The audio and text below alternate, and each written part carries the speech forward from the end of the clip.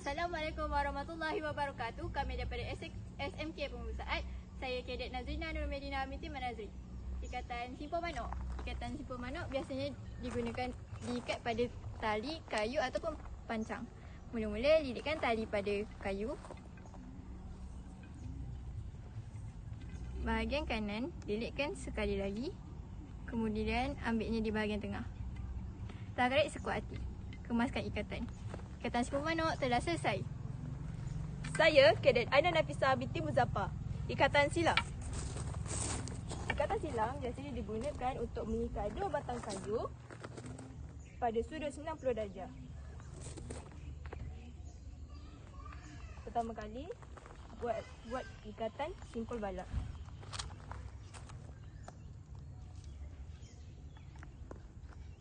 Setelah itu silangkannya sebanyak 2 kali.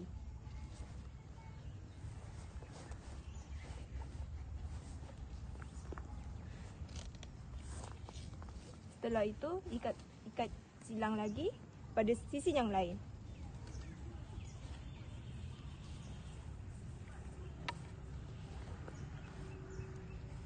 Setelah itu diputarkannya sebanyak 2 kali.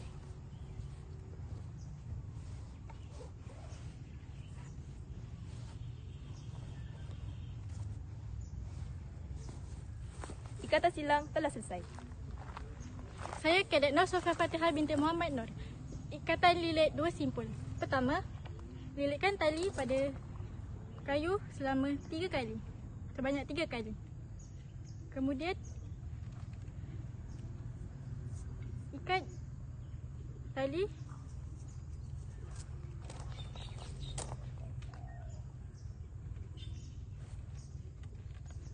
sebanyak 2 kali.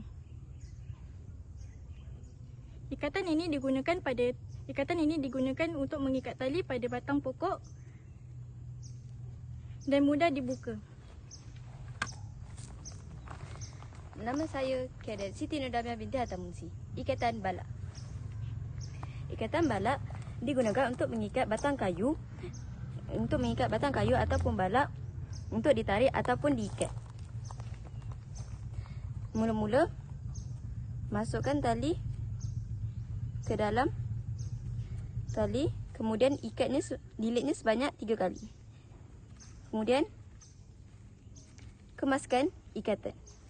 Ikatan balak telah selesai. Sekian, terima kasih.